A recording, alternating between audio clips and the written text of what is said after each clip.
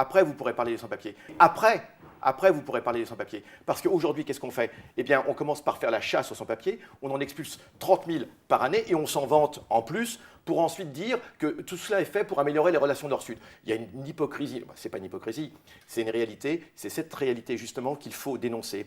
Les sans-papiers, en aucune façon, ne portent préjudice à la population française. Je vous mets au défi de me le prouver. Au contraire, ils apportent énormément. Ils apportent énormément en dynamisme, en activité. Ils travaillent et ils travaillent dur.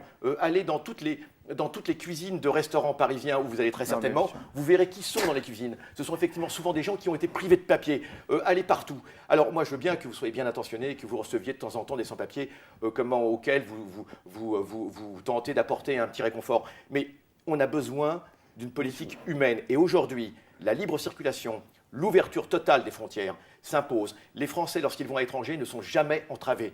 Je n'ai jamais vu un Français refuser de séjour en Afrique. Je n'ai jamais vu un Français refuser de séjour dans un pays arabe même, hein, où il peut s'installer, aller voir au Maghreb par exemple. Alors je n'arrive pas à comprendre. Non, mais comment est-ce qu'on peut votre discours, mais votre discours, vous m'excusez de vous le dire.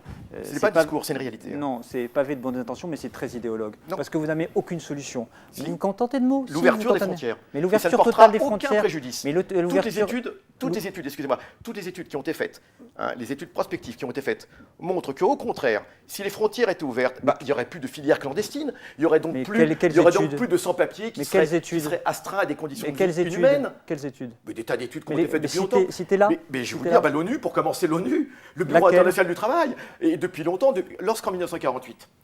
Attendez, je voudrais m'exprimer parce que vous avez exprimé longtemps. Moi, je pense que vous êtes dans une position assez idéologique. C'est-à-dire de dire, grosso modo, il y aurait des gouvernements européens, notamment en France, qui seraient des gouvernements de la matraque, qui, grosso modo, seraient méchants et qui ne voudraient pas accueillir les populations. Ce n'est pas vrai.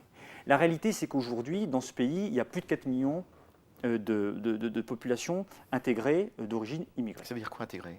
Intégrés, ça veut dire des gens qui vivent sur ce territoire, qui travaillent, qui sont logés, bref, qui ont vocation à rester sur le territoire national et qui se sentent bien en France et dont il faut aussi améliorer les conditions quand certains le demandent. Par ailleurs, nous aurons besoin, incontestablement, dans les années à venir, d'une nouvelle immigration. Mais pourquoi vous dites nous aurons besoin? Mais parce que nous aurons besoin, l'Europe, si vous voulez, parce qu'on le sait très bien, il y a des débouchés en termes d'emploi qui vont arriver avec la fin du baby-boom et donc du papy-boom, avec un certain nombre de gens qui vont sortir du marché du travail à la retraite.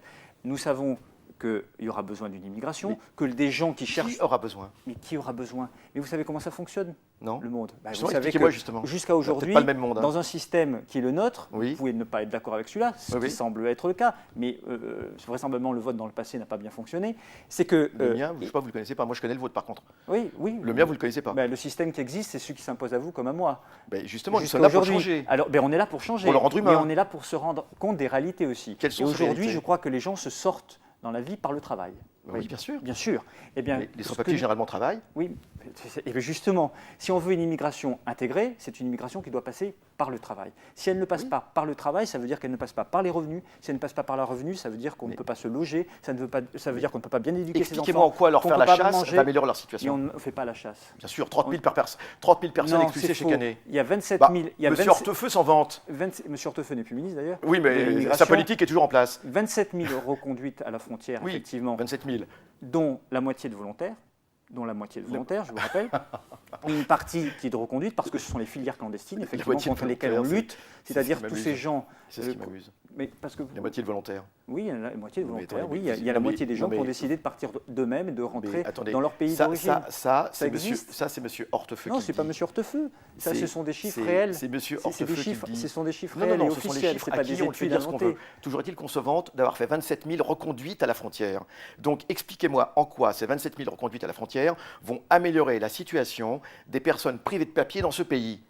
Ah oui, je vous dis et même d'ailleurs, j'allais plus loin parce que, soi-disant, c'est fait en fait pour les Français. Mais je vais vous dire, mais laissez-moi répondre parce que vous avez posé beaucoup de sujets. Moi, j'assume complètement la maîtrise des flux migratoires. Oui, c'est une grosse différence entre vous et nous. Quoi, maîtrise des flux la maîtrise des flux migratoires, ça veut dire que dans un territoire donné, notamment l'Europe, puisque je rappelle que quelle que soit leur couleur politique, les 27 gouvernements européens, qu'ils soient de gauche ou de droite, ont signé un pacte européen de l'immigration et de l'asile pour renforcer l'intégration par la langue, par le travail, par le logement de l'immigration, pour améliorer la lutte contre l'immigration clandestine, qui est une honte quand on voit la traite des êtres humains.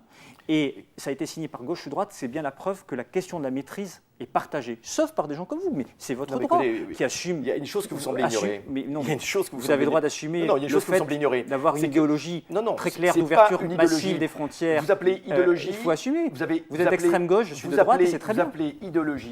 Vous appelez idéologie lorsqu'on se préoccupe de la vie des gens, des humains, vous appelez ça idéologie. Il ne faut pas faire le coup du monopole du cœur. Il n'y a pas d'un côté des gens qui veulent le bien du monde, parce que parfois quand on le vient... Le bien, le mal, je ne sais pas ce que ça veut dire. Quand on veut le bien de tout le monde, généralement, on le veut de personne. Oh là là, mais écoutez, mais c'est la vérité. Vous êtes incapable de me dire... Vous êtes incapable de me dire que le système, à part l'ouverture des frontières, vous êtes incapable de dire... Vous êtes incapable de dire où sont les limites, mais comment vous intégrez les gens, et quel emploi vous leur offrez, quel toit vous leur offrez, quelle vie pour demain vous leur offrez. C'est de la démagogie, ça. Lorsque la France a colonisé la moitié du monde, s'est-elle préoccupée de savoir ce qu'elle allait apporter? À l'époque, on prétendait que ces gens-là, que les gens qui étaient colonisés, justement la France aujourd'hui, donc il faut être cohérent. Le parti dont vous vous réclamez, l'idéologie dont vous vous réclamez, la politique dont vous vous réclamez, est une politique qui a dominé la Terre et qui continue à dominer la Terre, et qu'il faisait au nom du bien-être des populations.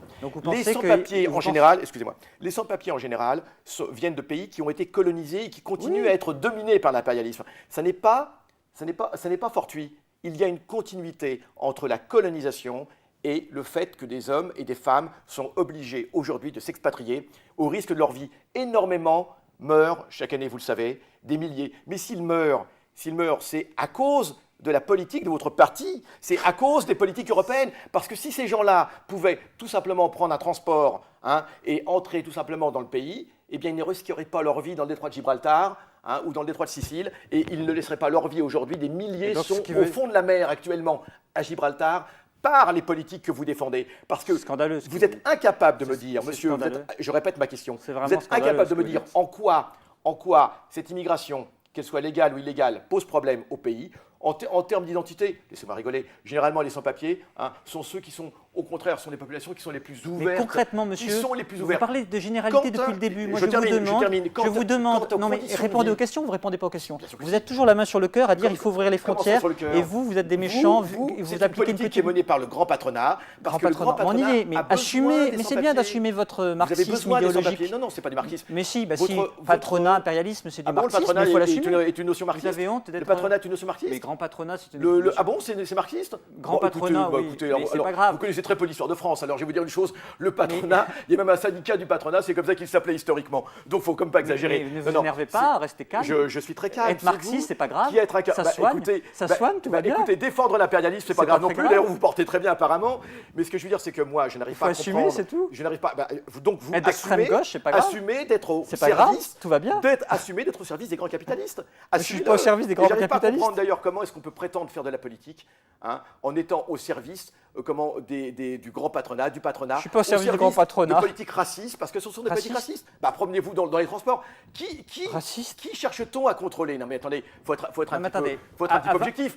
Qui cherche-t-on? J'étais encore dans le train avant-hier. La démocratie, vous avez du mal. Un groupe de policiers, on sait très bien qu'il y a des policiers. Et moi je peux prendre 1000 exemples. Je voudrais vous parler du fond. C'est trop facile ce que vous faites. Il y avait un jeune d'origine africaine. C'est trop facile ce que vous faites. Qui était là.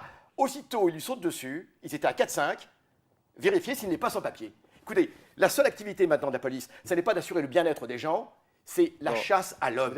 La chasse à l'homme. Et vous vous prévalez d'une politique qui a fait de la chasse au gibier humain sa politique numéro 1. Il y a des milliers de fonctionnaires de police aujourd'hui qui, plutôt que de se préoccuper du bien-être des personnes, dont la seule fonction aujourd'hui est de chasser l'être humain, et de préférence coloré, de préférence noire ou arabe. Et je vais vous dire une chose, c'est quelque chose, si vous vous reconnaissez dans cette politique, libre à vous. En tout cas, moi je pense que c'est littéralement honteux. Et je ne vais pas faire de différence entre vous et le Parti Socialiste. Il a mené exactement la même politique, et c'est bien ce que nous dénonçons. UMP comme Parti Socialiste, les gens qui ont simplement à cœur l'humanité. Comme vous dites que vous avez la main sur le cœur, mais je préfère l'avoir sur le cœur que sur le portefeuille. Quand en plus c'est le portefeuille des autres. C'est des mots. C'est des mots, tout ce que vous dites, c'est des mots. Parce que ces sans-papiers apportent énormément au pays. apportent énormément au pays. Est-ce qu'on peut en placer une avec vous? Apportent, produisent énormément, payent leurs impôts. C'est possible. Alors quand vous dites qu'ils sont pas, quand vous dites qu'ils ne sont pas intégrés, ça me fait rire. Ce sont des gens qui, vous connaissez la boutade, c'est absolument réel, c'est pas une boutade. Vous savez que les sans-papiers payent leurs impôts. Détendez-vous. Les sans-papiers payent leurs impôts. Vous êtes tendu, hein? Ils contribuent à assurer votre salaire, monsieur, les sans-papiers. Et pourtant, vous n'acceptez pas qu'ils soient en France et vous parlez d'humanité, etc. Vous racontez c'est quand même scandaleux. C'est scandaleux. Alors, vous mélangez. Quand la France partira d'Afrique, quand la France partira quand je veux dire l'impérialisme français cessera de dominer. Non, l'impérialisme français. Bah, si vous vous identifiez à l'impérialisme, c'est votre problème. Je dis quand l'impérialisme français, mais restez ici, restez. Non, je vous écoute, mais laissez-moi parler. Laissez-moi parler. Voilà. Alors je